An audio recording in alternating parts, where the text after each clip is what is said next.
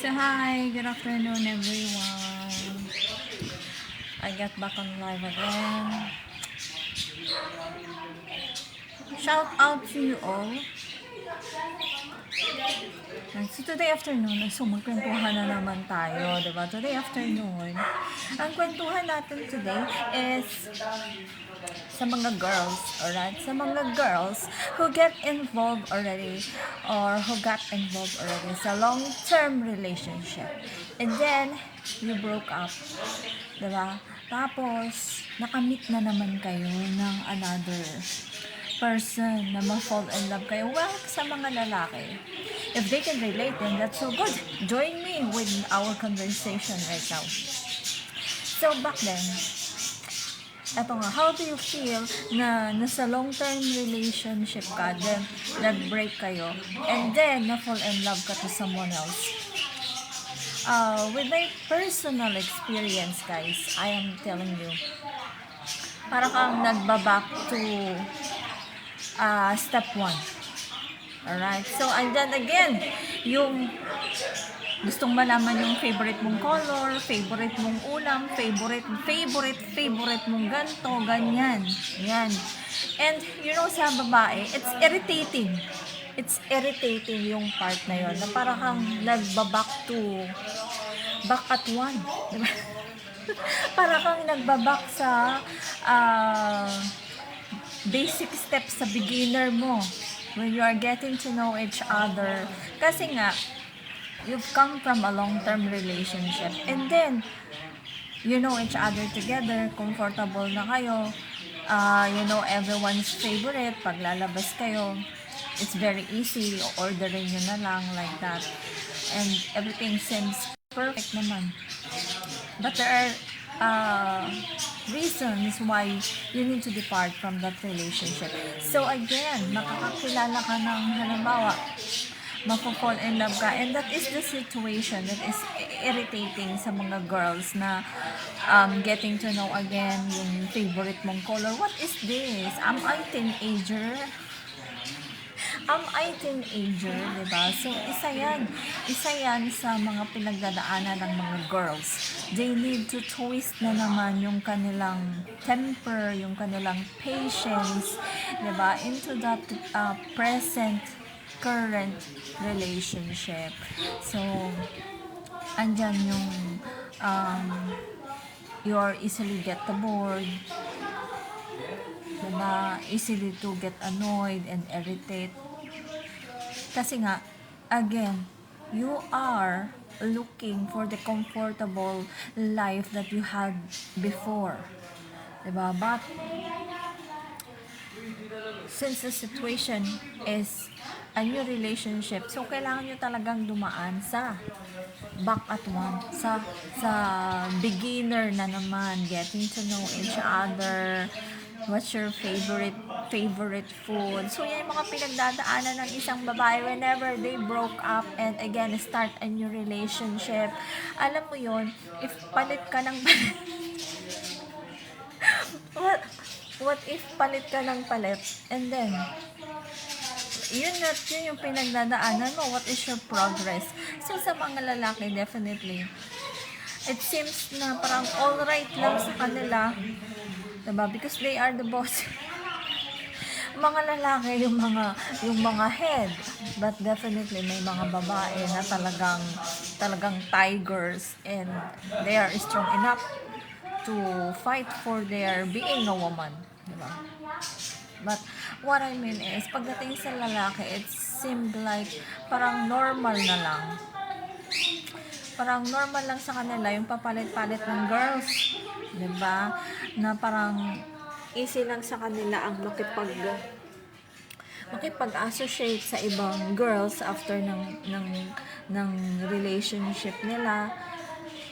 Makakilala na naman sila ng ibang girls. Parang it's very easy sa kanila. Parang chill lang sa kanila. Pero take it easy, diba? Bahala na if this will be the serious that will end up to marriage or just like that, diba? So sa mga girls, Yan yung mga pinagdadaanan ng mga girls. Definitely, what is this? Papakasalan ba ako nito? Or ganto lang? Yan yung mga nasa isipan ng mga girls is if they are into the relationship, they are thinking that yun na yun. Diba? And kung nag-involve ka into the relationship, so yan yung mga lagi mong pagdadaanan, yung mga basic conversation basic conversation na sa long-term relationship, you've been comfortable enough sa isa't isa, diba? So in that situation, yung mga babae, they need time to heal, lalo na if you are a rebound na tinatawag, diba? They need time to heal, they need time to prepare again, na i-revert nila yung kanilang thinking, yung kanilang mind, that am I ready for this or just I need someone na kasi yun yung nakasanayan ko, and then I need someone for me to move on, diba? But there are strong girls na they know how to cope with that kind of situation, diba? Yung parang bakit mo iisipin na you are down, diba? Lalo na if you have enough courage, diba, to go through. For your information, guys, diba, they say like, yung mga lalaki, malalaman mo yung loyalty niyan kapag sila yung nagkaroon, diba? Yung mga babae, malalaman mo yung loyalty, it's like kapag sila ang in need. So, it's like that. So, yung mga lalaki, if they have, it's like a tendency na magko-collect ng mga girls in their lives. Diba? Meron yung mga lalaki, of course, we can say, like the living sa Pilipinas. They say Filipino living here in the Philippines is poor. Why? Just because of the salary. Sa totoo lang, it's the salary that causing us na yung thinking nila is poor yung mga Filipinos because of the salary. Kasi if you come to think of it, yung mga Filipinos, they really like abroad. Diba? And then yung mga nandun na ng mga Filipinos kumikita ng 1,000, mga 6 digits and above, diba? Kumikita sila ng mga 6 digits. Imagine mo, kung yun kinikita ng isang tao dito, ano yung lifestyle ng Filipino, diba? So, Filipinos are not poor. It's just yung economy natin, yan lang yung kayang ipasahod sa atin because we are in the level ng third country. Diba? What do you expect? Magpasahod ng parang US sa Pilipinas? Diba? That's the real thing that is happening. And kapag si lalaki, ang sinasabi nila na nagkaroon, the tendency is, yung lalaki ay confident and comfortable to collect ng girls. Why? Because he has money to spend. Because he has money to spend on them. And sa mga girls naman, is when they have none, so dyan mo makikita yung loyalty nila. If the man has nothing, dyan makikita yung loyalty ng girls. Yung man pala ang nothing, hindi pala yung girl. If the man has nothing, dyan mo makikita yung loyalty ng isang girl. Like, mag-i-stay pa ba siya kapag naghirap na yung lalaki, diba? Or definitely she will fly away. Just like that. Mag-vanish na yung babae kasi wala ka ng pera. Bye-bye. It's like that, diba? So, definitely, when it comes into the Filipinas, I am telling you guys, sa mga Filipina, plural Filipinas, Filipina girls. Yun na lang. Sa mga Filipina girls, what they are seeking is love. Diba? We are not into thinking for the money. Sa mga Filipinas, sa totoo lang, kapag nakita nilang, uy, may tipo to, nagandang aura tong lalaki. Kakabog-kabog na yung dibdib nila, ma-fell in love na sila, 'di ba? Magka-crush na sila, na-fell in love na sila dun sa lalaki. Ganyan yung mga Filipina girls, that's the reality. 'Di ba? And meron talagang mga babae that they used to it. They used to it na kailangan yung lalaki mayaman. I am telling you guys, this is true. Russian, 'di ba?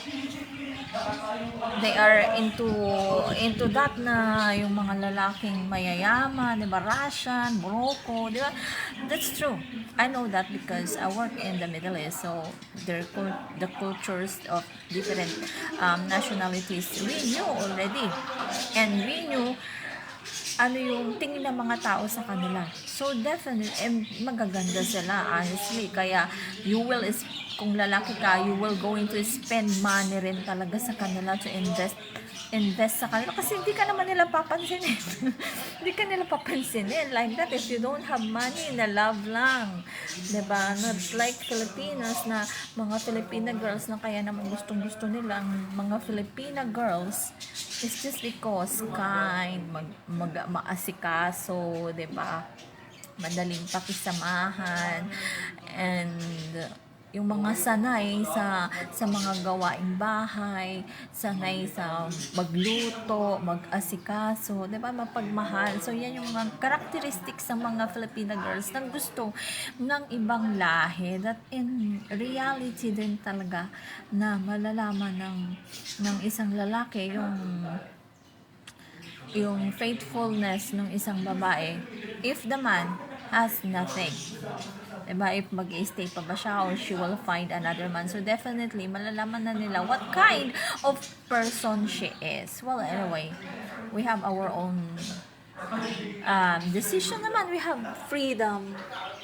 We have freedom sa ating decision. So, if the woman decided to do that, na kapag wala ka na, isiwang ka na, diba? Let her live. We have freedom. We have kung saan ka masaya, suportahan ka. Diba? It's like, bakit mo siya pipigilan? What will happen to your relationship if she is that kind of woman? Diba? Kaya may tinatawag silang gold digger. But sa totoo lang, you must have, if you have a woman, syempre, kailangan mo yan pakainin, kailangan mo yan i-shopping, pagandahin, ipasyal, diba? Why? Because nagre-reflect siya sa'yo, what kind of person you are as a man, diba? Nagre-reflect sa yung woman. So, totoo yun, diba? So, dapat mafe-feel ng babae that she is a queen. If she's, lalo na if she is in a relationship, na yung mga girls mag-jealous sa kanya, hindi siya yung mag-jealous sa ibang girls. Yung mga girls ang mag-jealous, like maka-feel, it's not good of course to feel jealous. But what I mean is, inspire sila for that woman, that this kind of man din yung dapat na magkaroon ako. He is a good provider and gentle, responsible, diba, sa babae, diba? Kasi makikita mo sa babae for what kind of man yung lalaking boyfriend niya or kinakasama niya. So, definitely, if you will into the relationship, dapat you must have din not only love, diba? Or if you have nothing, then you must be kind. Kind to your partner, diba? Habang nagpapayaman ka pa, you must be kind to your partner and to other people. Hindi yung you have nothing na tapos yung ugali mo is violent ka pa. Not good na maging violent. Just an example. So, imagine mo, nag-i-stay sa'yo yung babae, ganyan na nga yung ugali mo. Halimbawa, yung mga negative na ugali ng lalaki, lasinggero, violente, nag-i-stay na nga sa'yo yung babae, ganun pa yung trato mo sa kanya. Diba? Pinagtsatsagaan ka na because she loves you. She loves you. Hindi mag-i-stay yung isang babae kung hindi ka niyan mahal. Until she has the confidence to step out on that relationship and bibihira ang bumabalik, maybe. Bibihira ang bumabalik. But if the woman is stepped out already from the relationship, it's finished. That's true.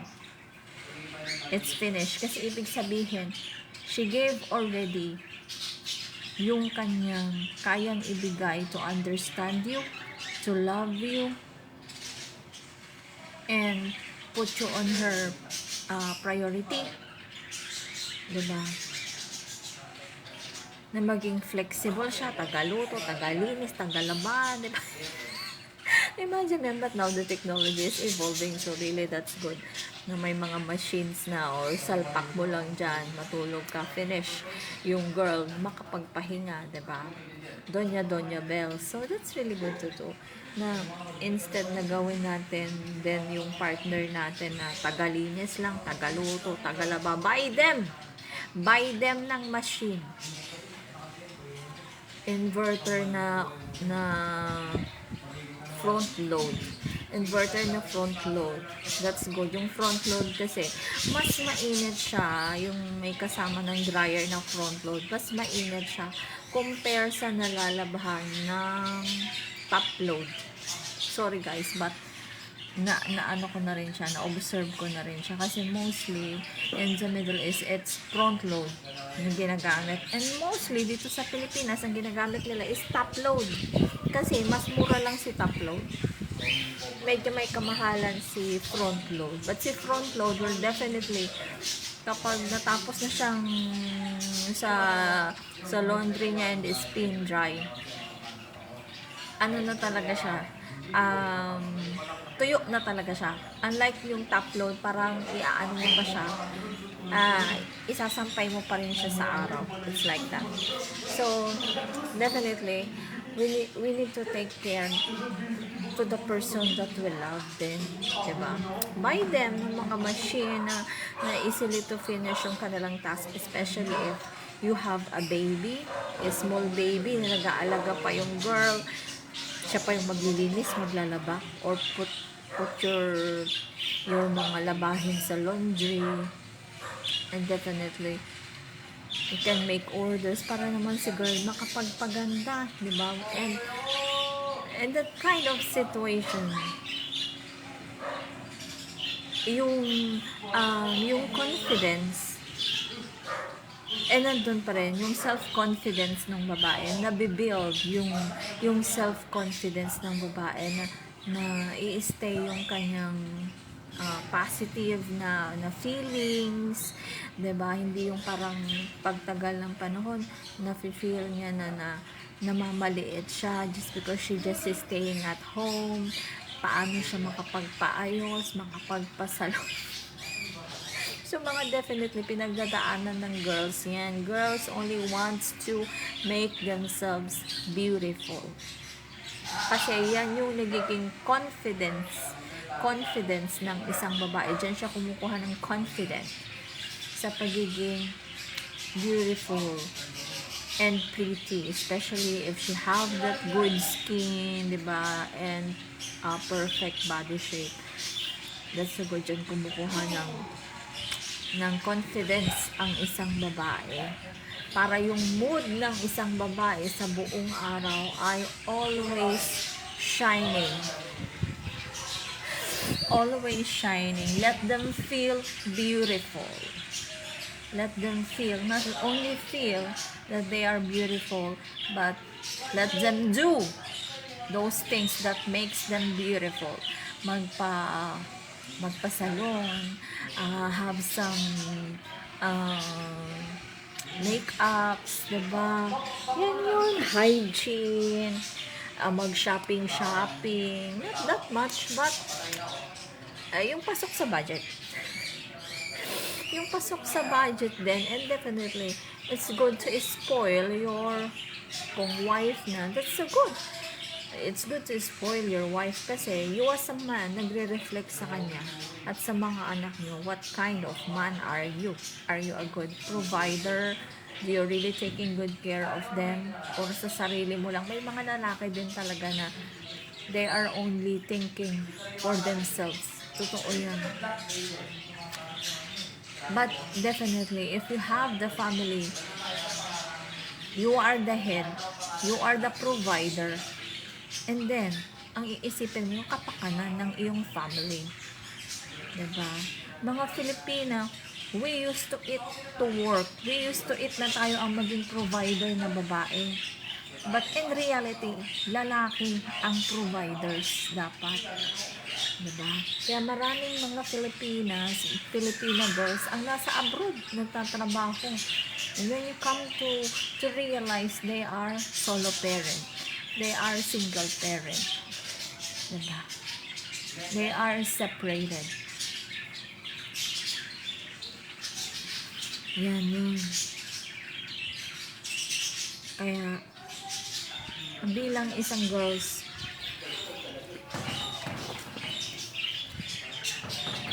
that she is in a relationship with you ng long term. Thank you, Lord. Yan yung nabibuild na yung relationship, nagkakaroon na ng communication, comfortability.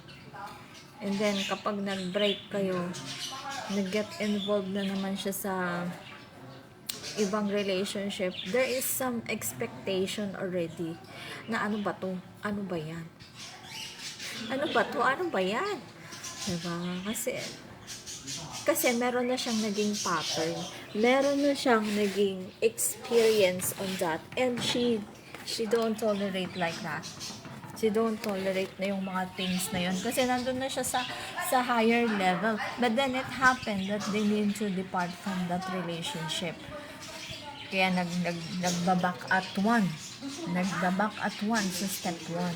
So, mind you that if you love that woman, kailangan yung pagtiyagaan. Lalo na if you are seeing that she is a godly person, mapagmahal, and definitely honest and faithful na makikita mo. Definitely, you will pursue the woman, right? So, the best thing that we can do is kung mga lalaki, stay focused, diba? And kailangan mo lang din talaga siyang tiyagain. Kung determined ka rin talaga sa kanya, because you must understand na nanggaling siya from a long-term relationship, diba? Kaya kung she is too easy na mag-freak out sa'yo or too easy na pag nagkaroon kayo ng conversation is iwan ka na agad niya. Because definitely, she didn't tolerate yung mga ganon from her previous relationship. And now, sa new relationship niya na binibuild, again, mararanasan niya yung ganon. Or naranasan na before, and again, mararanasan niya ngayon. No, she don't want that anymore. Finish. Again, another one.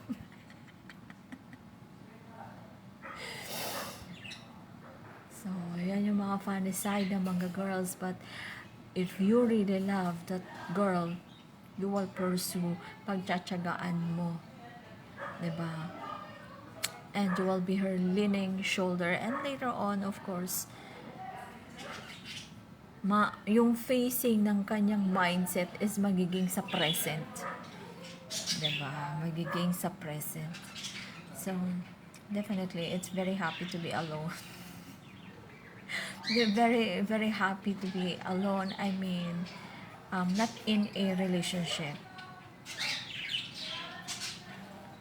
Yung mga babae kasi, if they have money, they have job, they are fine. Kahit makapag-break ka sa kanila, as long as they have money, they have job, yung confidence nila, doon nila kinukuha. It's alright, I have money, I have job, I have income, I have business. Bakit ako mag-iiyak-iyak sa'yo, mag-travel lang ako, finish. Ganyan yung mga girls. Hindi sila mag-emote-emote.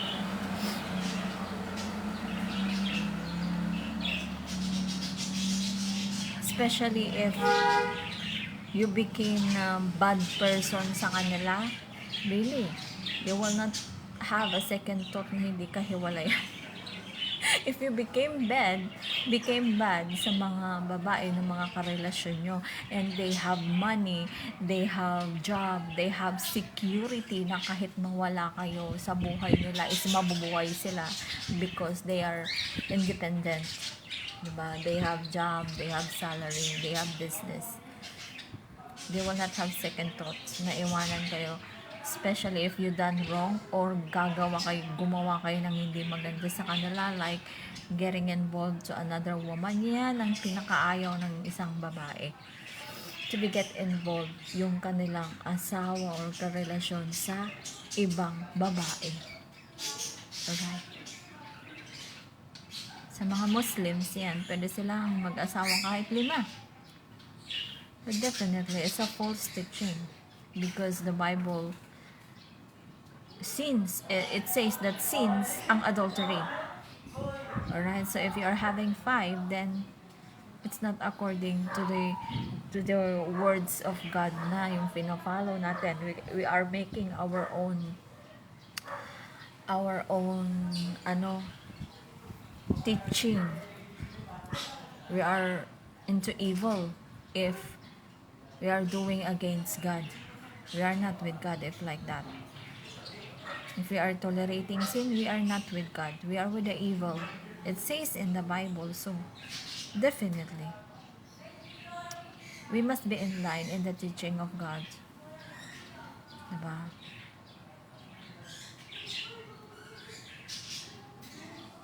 About the one God created, male and female only. So how come there's a third sex? It is a big question mark. Meron pang rainbow. What is this? Rainbow is created by God, and then gagawin yung parang pinakang nagre-represent ng inyong kasamaan.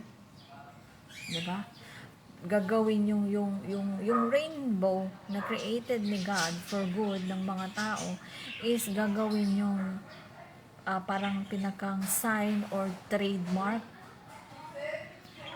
ng kasamaan nyo. It's not, diba? It's not like that. So let's repent sa mga kasalanan natin. Still, there is baptism na pwede tayong magsisi sa mga kasalanan. So that's the thing. Now, nagka-come out sa mundo natin, diba?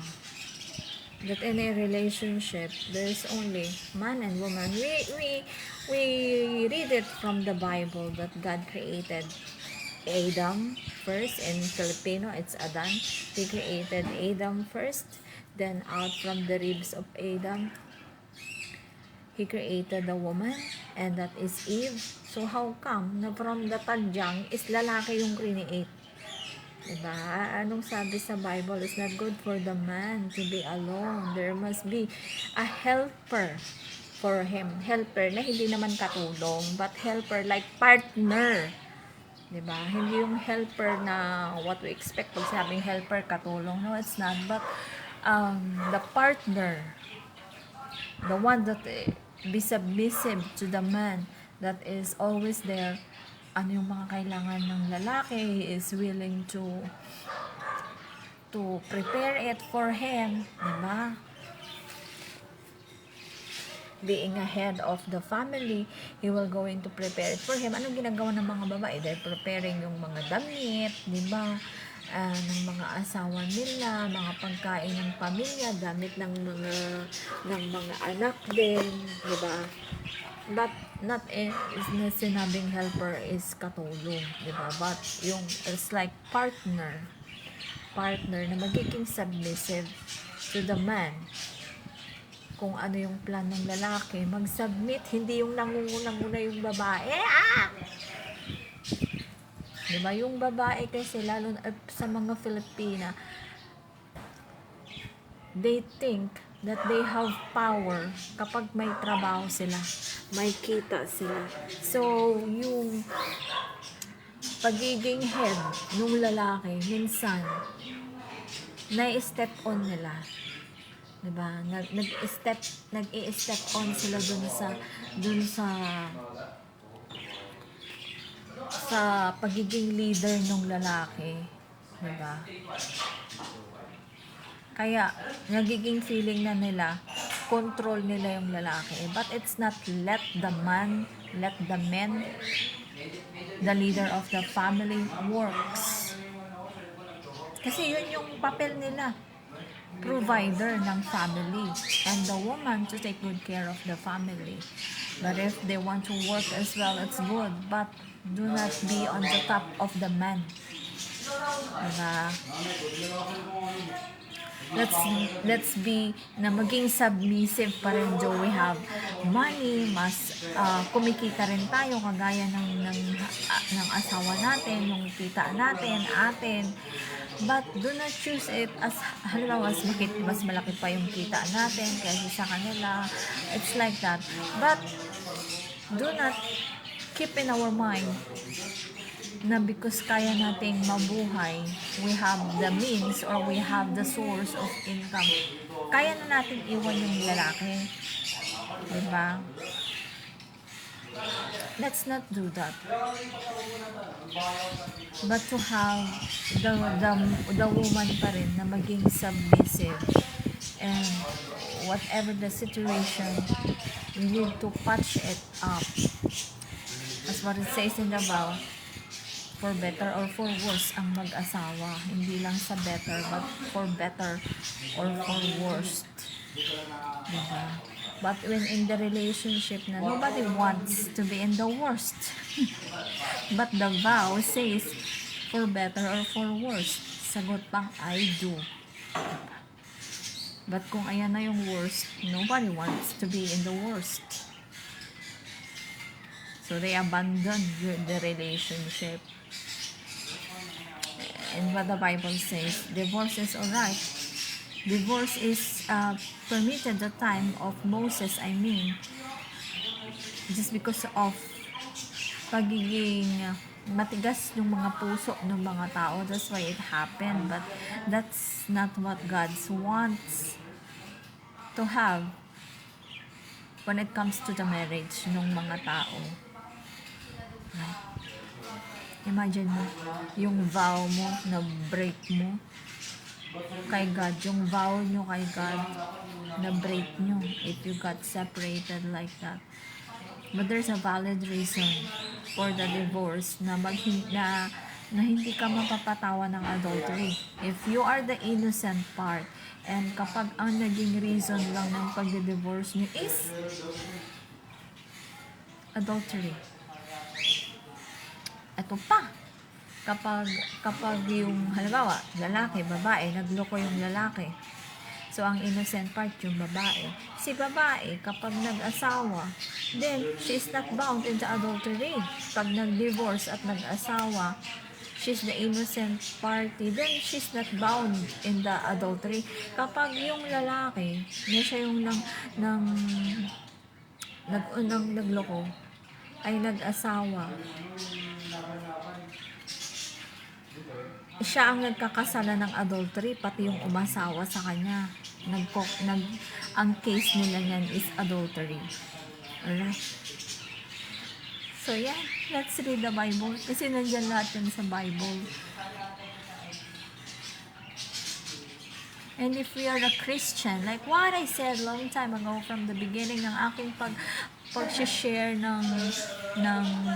or pag-encourage regarding ng pamumuhay natin ng righteous, is that if we are a Christian, we must know what it says in the Bible. Hindi yung kapag sinabihan tayo, magagalit tayo. Why? Bakit tayo nagagalit? Because being a Christian, dapat inaaral natin yung salita ni God. Nagagalit tayo because hindi natin inaaral kung ano yung nasa Bible. Hindi natin alam kung ano yun nasa Bible, kaya tayo nagagalit. But if we know what is written in the Bible, and we say that we are a Christian, dapat alam natin yun. And kapag may nag-correct sa atin, huwag tayong magagalit. Or i-justify pa yung sarili natin. Diba? We must be thankful there's someone correcting us.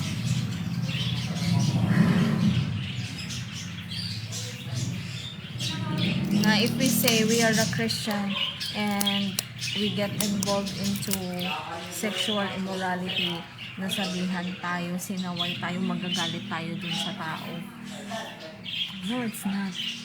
Pag-thank you ka pa nga kasi naloob ng Panginoon, nasabihin sa'yo what is the truth. And still, you have the chance, you have the time to release yourself sa kasalanan. So, that's so good to do.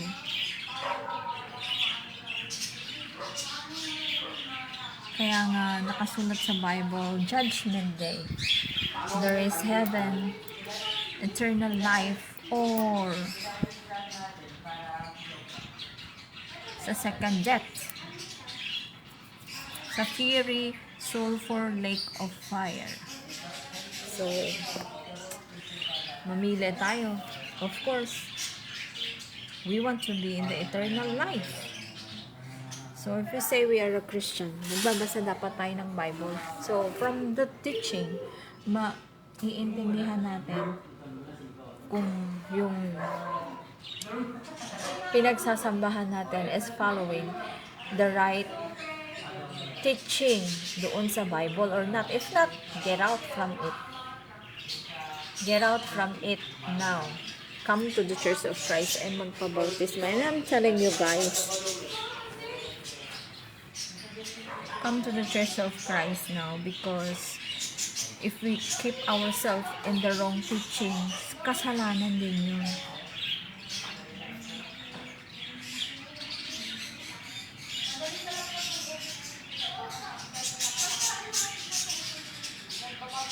Yan.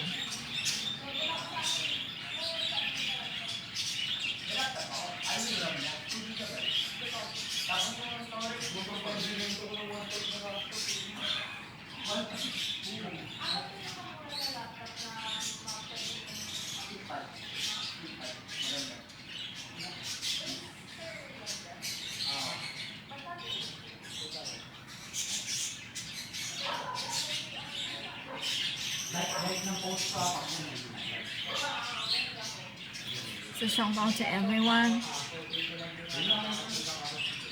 Please say hi. Send me a message or a question. Connect with me with my live.